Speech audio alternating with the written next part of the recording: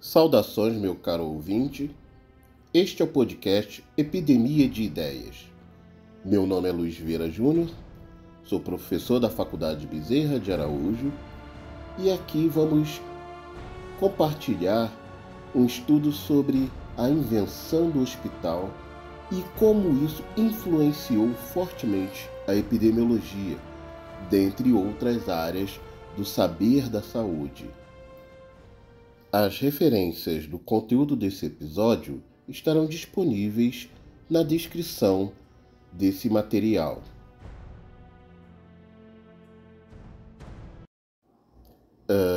A primeira coisa que precisamos considerar é que a ideia de hospedar, de abrigar pessoas enfermas, pessoas doentes, está presente em todas as grandes civilizações primitivas da humanidade. Na Grécia, na Índia, na Pérsia antiga, todas as grandes civilizações registraram algo que sugere uma organização para abrigar pessoas que precisavam de algum tipo de assistência ou operar algum tratamento. Na Roma Antiga, já se falava de hospitais militares, ou seja, a própria organização militar da República Romana previa uma estrutura para abrigar e tratar seus combatentes. E muito antes também, na Grécia Antiga, nos templos, principalmente nos templos voltados para as divindades da saúde, você tinha o abrigo de pessoas que precisavam passar por tratamentos rituais. E esses lugares eram referenciados como nosocômios, que é uma outra terminologia para o hospital como entendemos hoje em dia, o lugar de tratar enfermos. Mas é no Sri Lanka que você encontra registros datados de 431 a.C., sendo estes, portanto, o registro mais consistente e mais antigo sobre a criação de um hospital. Mas seja no Japão, no Sri Lanka, na China, na Índia, ou mesmo futuramente nas Américas, quase todas as experiências registradas que levaram as sociedades a construir um hospital estão associadas a 4 grandes eventos, normalmente: guerras, epidemias, estruturas religiosas e grandes migrações. Na Ásia, e principalmente na China e no Japão, o advento de hospitais está fortemente associado à expansão do budismo nessas regiões. Tão importante quanto o budismo foi a invasão dos mongóis na China, na Índia e no leste europeu. A expansão do Império Islâmico na sua primeira fase, ainda no século VI depois de Cristo, fez com que muito do conhecimento e das experiências da arte da clínica se espalhasse pelo norte da África, pelo Oriente Próximo, o Oriente Médio e fosse influenciar também a Turquia e a Grécia. Da mesma forma, na Europa Ocidental, você tem o surgimento dos hospitais atrelados a eventos expansionistas do cristianismo sobre os povos bárbaros, mas também como uma reação ao crescimento do Império Islâmico, com o advento das cruzadas e a resistência do Império Bizantino. Em todos esses cenários, o que você encontra? Grandes conflitos, grandes batalhas causando muitos feridos e mortos.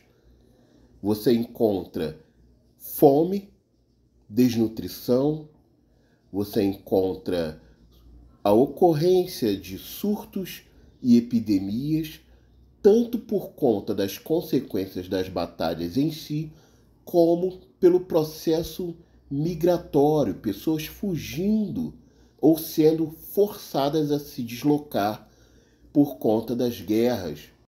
Esses grandes fluxos migratórios do Ocidente para o Oriente, do Norte da África para a Península Ibérica, do Oriente Médio para a Índia e a China e vice-versa, a Rota da Seda, as cruzadas, tudo isso faz com que povos acabem compartilhando e misturando culturas, conhecimentos, etnias, mas também doenças. No nosso caso, no Ocidente, o surgimento dos hospitais estão fortemente atrelados à ascensão e estruturação da Igreja cristã, mais especificamente das igrejas cristãs católicas romanas e principalmente da Igreja bizantina ou Igreja ortodoxa oriental. É justamente no início do século IV d.C. que o cristianismo passou a ser de uma religião controversa e clandestina para a religião oficial do Império Romano. E isso incutiu na sua estrutura uma função de Estado, uma função de proteção social. O marco histórico desse processo foi justamente o Concílio de Nicéia, em 325, em resposta ao Decreto de Milão, do imperador Constantino, em 313. Esse concílio estabelecia o atendimento compulsório aos carentes e enfermos por parte da Igreja Católica. É nesse período que a Igreja toma para si a responsabilidade de cuidar de escolas, orfanatos, mas também alimentar os mendigos, abrigar as pessoas desabrigadas e atender, assistir os enfermos, os doentes. Por isso temos nesse período o surgimento dos primeiros hospitais, das primeiras ordens religiosas voltadas para uma função filantrópica, mais humanista, de causas sociais ou ambientais. Um dos exemplos mais populares é a Ordem dos Franciscanos, mas no início do século X nós temos o advento das cruzadas e com isso uma forte expansão desse modelo de hospitais através da Ordem dos Hospitalários.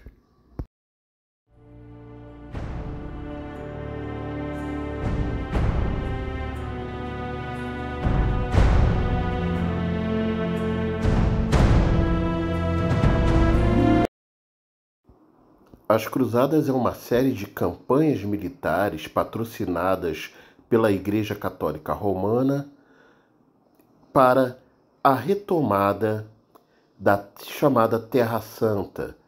Isso significa a região de Jerusalém e arredores, na época chamada Palestina, que estava ocupada pelos islâmicos. Esse período que vai oficialmente de 1095 até aproximadamente 1490, ou seja, já no período das grandes navegações, é um fenômeno único no Ocidente até então, e talvez um dos mais importantes da Idade Média Ocidental, porque, para vocês terem uma ideia, só na primeira cruzada de 1095, mais de 100 mil pessoas foram arregimentadas de toda a Europa Ocidental para chegar a Jerusalém. 100 mil pessoas não só é muita gente, mas imagine, não são necessariamente pessoas preparadas para fazer tamanho deslocamento. Você sair da Normandia, de Avignon, Bruxelas, ou mesmo de Roma, e atravessar todo o continente europeu, atravessar todo o Império Bizantino, até alcançar a Terra Santa, isso é um processo que leva meses e é um deslocamento perigoso, onde você vai enfrentar assaltos, você vai enfrentar doenças, muitas delas desconhecidas, doenças que ainda estão se espalhando pelo mundo, como a malária, e fome também. Desses 100 mil arregimentados para a Primeira Cruzada, menos de 8 mil eram realmente combatentes. Mais de 90 mil pessoas ali eram serviçais que estavam para servir comida, preparar comida, caçar, preparar as armas, restaurar as armas. Muitos blacksmiths, né, muitos ferreiros foram convocados, muitos clérigos foram convocados também, e muitos desses, combatentes ou não, levavam suas esposas e seus filhos. Não queriam deixá-los para trás num evento que levaria meses de deslocamento, e eles tinham até a esperança de chegar na Terra Santa e encontrar um quinhão onde eles pudessem recomeçar a vida, né? Mas, obviamente, nesse processo de deslocamento, de onda migratória tão grande, em meio a combates, em meio à falta de abrigos, você poderia passar por reinos bizantinos que poderiam até acolher muito bem esses cruzados, afinal eram todos cristãos, tanto católicos quanto bizantinos, mas alguns poderiam não ser tão receptivos assim, poderiam negar abrigo ou negar fornecimento de alimento ou fornecimento de água. Temos que lembrar que você tem uma divisão entre a Igreja Católica Romana, que está da Itália para o oeste, em direção a Portugal, e tem a Igreja Bizantina Ortodoxa, também cristã, voltada para o leste europeu, para a Grécia, Turquia, os Balcãs. Esse pessoal que está voltado para o leste europeu, eles não entraram nas cruzadas, eles não queriam, eles já tinham problemas demais com invasões bárbaras, com os turcos que estavam invadindo, na época ainda chamados de otomanos, que estavam invadindo a Península Turca. Eles já tinham seus problemas, digamos assim. O máximo que eles poderiam fazer é dar passagem para que os católicos, os cruzados católicos, pudessem se deslocar para o Oriente Próximo, né? Para o Levante, para a Palestina, em direção a Jerusalém. E nesse trajeto você teria, sim, alguns abrigos que eram justamente os hospitais já conhecidos, né? Já disseminados e popularizados pela Igreja bizantina, e isso foi incorporado pelo movimento das Cruzadas, especialmente com o advento de uma ordem religiosa que surgiu durante as Cruzadas, que é a Ordem dos Hospitalários, seguindo o modelo, a estrutura dos hospitais que eles conheceram durante as Cruzadas ao se deslocar pelo território bizantino, os campanhistas das cruzadas, principalmente os pertencentes às ordens dos hospitalários, mas muitas outras ordens surgiram também com esse intuito, eles começaram a organizar abrigos para combatentes ou sobreviventes ou colaboradores das campanhas das cruzadas nesses trajetos entre o Ocidente e o Oriente. A ideia é, eles chegariam em abadias, conventos, igrejas, monastérios, qualquer instituição cristã que pudesse abrigar seus serviços, né, de hospitalários, e eles iriam prestar assistência a esses deslocantes, esses campanhistas, essas pessoas que poderiam adoecer por conta do deslocamento, poderiam ter ferimentos, poderiam ter lesões por conta dos combates. Então você começa a disseminar nessa trajetória, desde Jerusalém, atravessando o Líbano, a Turquia, a Grécia, os Balcãs, até a chegada da Península Itálica e mesmo a região dos Alpes, você começa a ter centros de acolhimento, de abrigo dos cruzados, né? Você começa a ter a disseminação dos hospitais no modelo bizantino, que foi desenvolvido lá no começo do século IV. Notem que esse processo de disseminação dos hospitais no modelo bizantino não se deu apenas no Oriente Próximo, ali de Jerusalém, em direção ao Ocidente. Também no entorno do Mediterrâneo, onde você tem focos de ocupação dos cristãos cruzados, você também tem não só a chegada desse modelo hospitalar, mas também a assimilação de conhecimentos locais, porque nesse mesmo período os islâmicos também tinham os seus hospitais.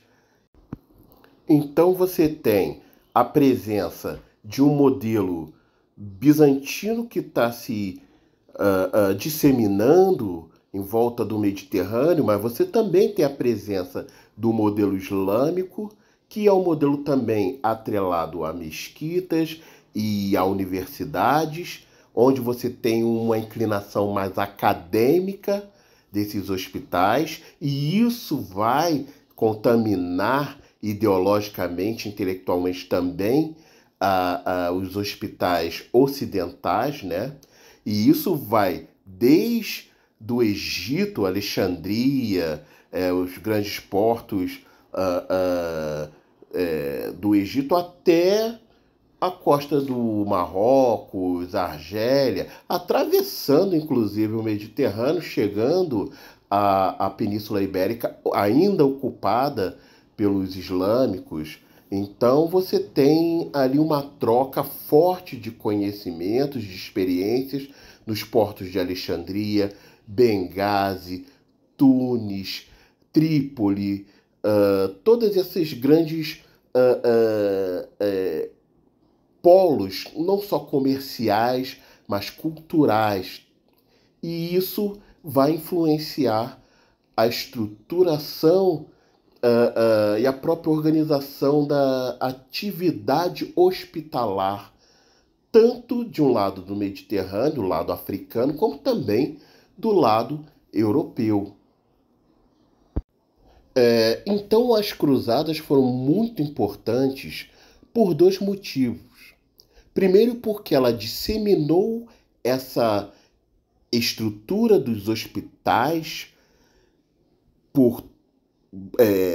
pela Europa, pelo Oriente Próximo, pelas cidades do entorno do Mediterrâneo, na costa africana também. Você tem um surgimento, um espraiamento, uma disseminação da presença desses hospitais, e isso, mesmo depois das cruzadas, vira um legado, vira um ponto de encontro para a assistência, para o acolhimento, para a proteção dos inválidos, dos incapacitados, dos doentes, de um modo geral. Cria-se uma tradição, cria-se uma função social que tem origem lá no Concílio de Nicéia, em 325, mas que só se torna prático e bastante disseminado a partir desse evento das Cruzadas.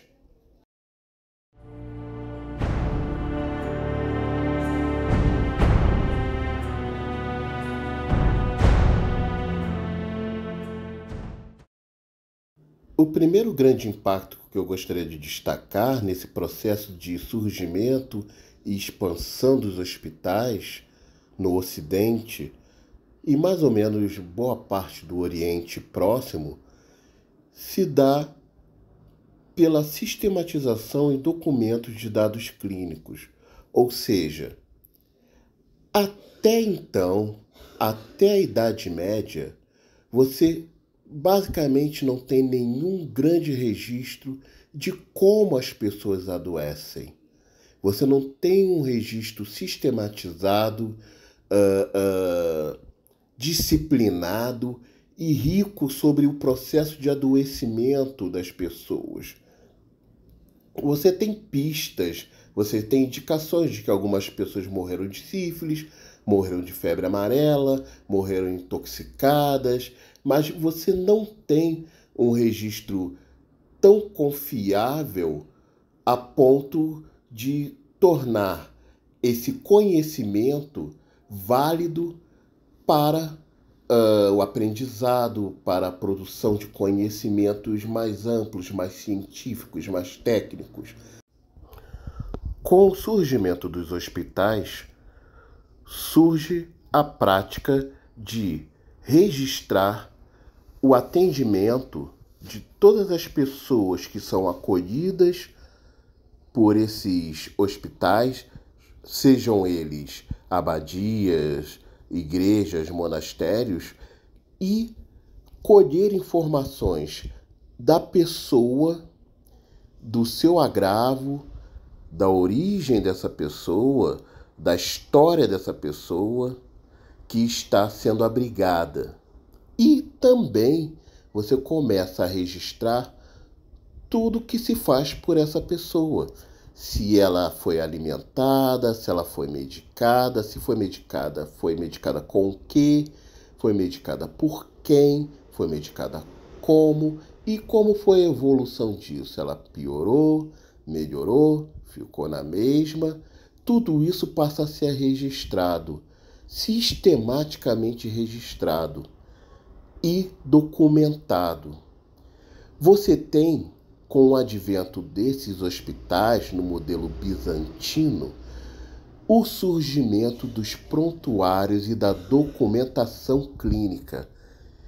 E esses documentos são fontes importantíssimas tanto para as estatísticas de saúde, como também para o conhecimento da evolução de certos agravos diante da intervenção clínica.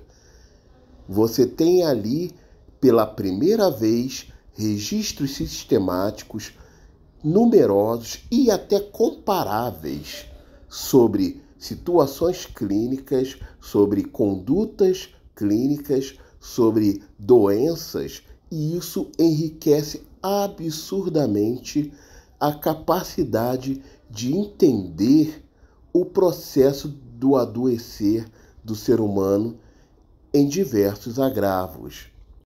Surge, portanto, uma série de fontes de dados clínico-epidemiológicos e de estatísticas vitais e sanitárias capazes de ampliar imensamente o nosso entendimento sobre como as pessoas adoecem e sobre o sucesso ou a eficácia das ações clínicas conhecidas até então.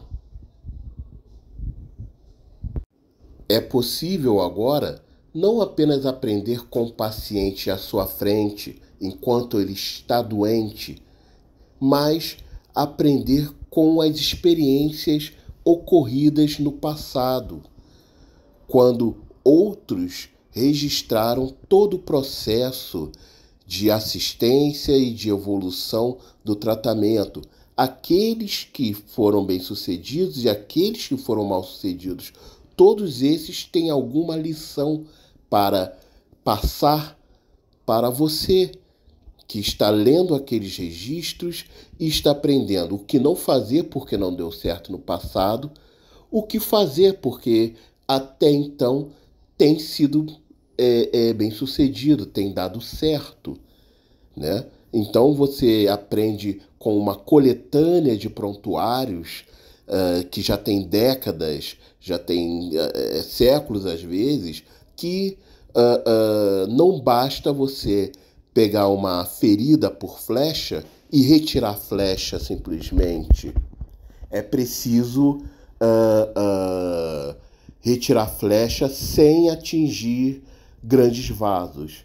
Se atingir grandes vasos, o que é que você faz? Você vê ali que no passado, aqueles que tentaram simplesmente costurar com fibra de intestino de carneiro, essas lesões acabaram sangrando ou infectando e a pessoa morrendo. Agora, aquelas pessoas que foram tratadas com a cauterização da lesão, ou seja, algumas partes dessas lesões, antes de serem costuradas, elas foram queimadas em brasa, cauterizadas e depois sim reunidas com uma sutura, com o mesmo material, essas lesões tiveram uma recuperação melhor. Então, você começa a modificar e a disciplinar de maneira mais eficiente o processo de aprendizado e a escolha das melhores terapêuticas. Em resumo, esses prontuários, esses registros, esses documentos médicos são uma base importante para o surgimento da epidemiologia, porque são importantes fontes de dados e estatísticas sobre o processo de adoecer na espécie humana.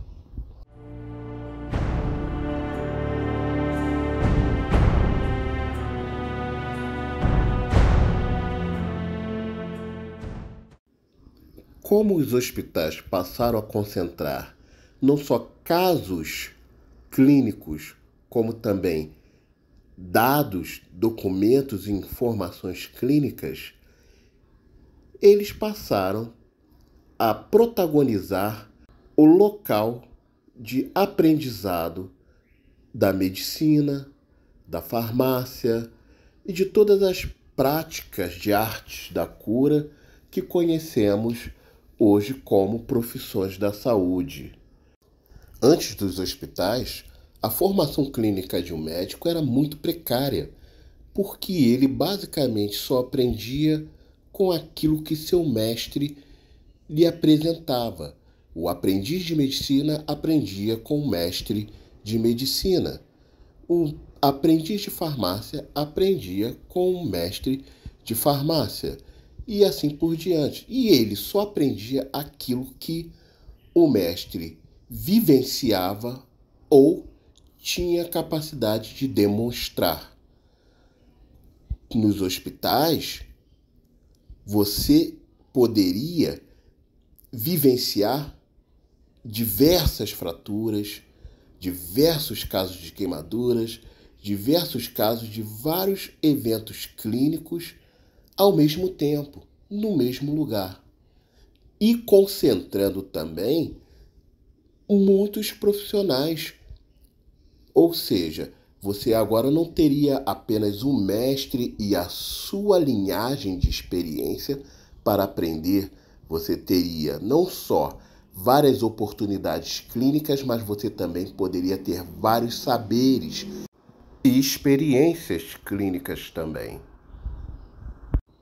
E isso nos leva ao terceiro e último grande elemento de transformação gerado pelos hospitais.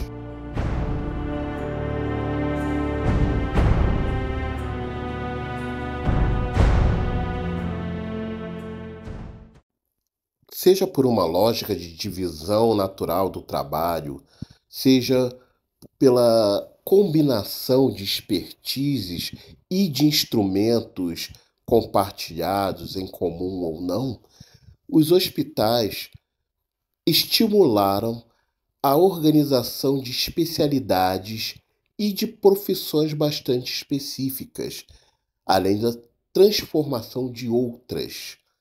Você tem, com o advento dos hospitais, o surgimento da administração hospitalar, a necessidade de você criar uma modalidade de gerenciamento de recursos, de processos que envolvem um ambiente especial, um ambiente bastante complexo, que ao mesmo tempo que é uma indústria, porque os hospitais demandam estruturas que são bastante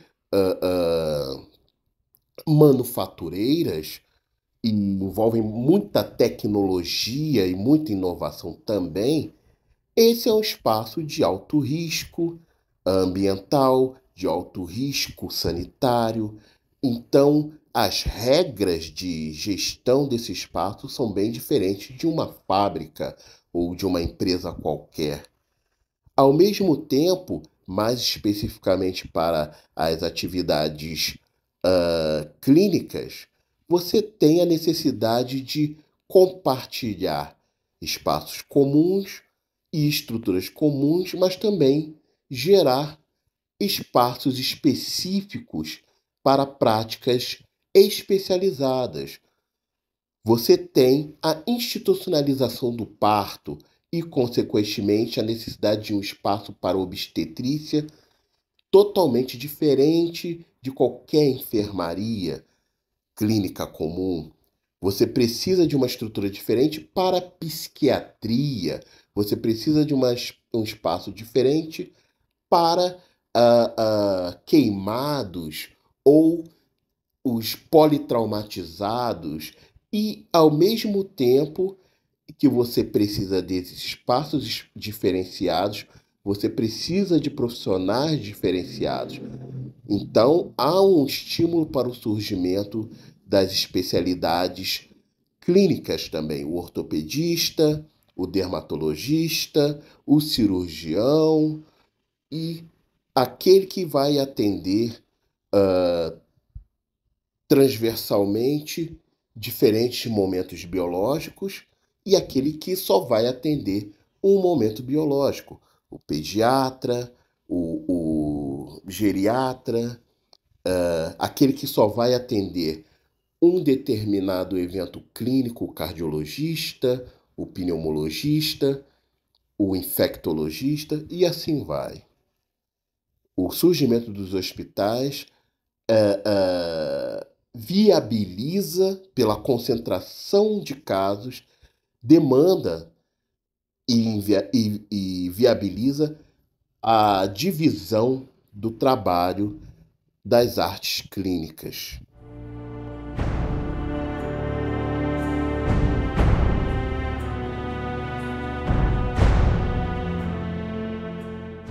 Em conclusão, graças ao advento dos hospitais, a epidemiologia evoluiu significativamente porque passou a ter uma fonte de dados e estatísticas que aperfeiçoou o entendimento daqueles que se preocupavam com o comportamento das doenças, da importância do registro estatístico dos eventos das ocorrências, dos agravos. É, foi a partir daí que você tem o entendimento da importância da notificação, da documentação, do comportamento coletivo das doenças, porque isso traz o melhor entendimento do seu comportamento.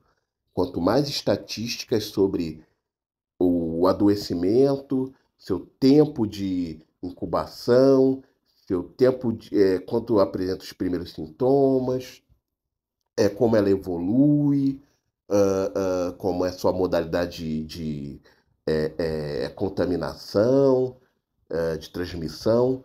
Todas essas informações vão enriquecendo a metodologia dentro da epidemiologia. Bom, espero ter contribuído com informações relevantes, ou pelo menos provocadoras, que levem vocês a pesquisar mais, a conhecer mais sobre a história dos hospitais. Valeria a pena estudar bastante sobre como foi o processo de implementação dos primeiros hospitais nas Américas, né? E como isso evoluiu no Brasil, por exemplo, qual é a evolução dos hospitais no Brasil e o quanto que isso também contribui para a própria saúde pública e para o modelo de vigilância em saúde e vigilância epidemiológica que nós temos no Brasil, ok? E eu espero que, se vocês tiverem alguma dúvida ou alguma contribuição para fazer, por favor, é só entrar em contato nesse perfil do podcast. Agradecemos todas as críticas, todas as contribuições e comentários que vocês possam fazer, ok? Saudações mais uma vez e até a próxima.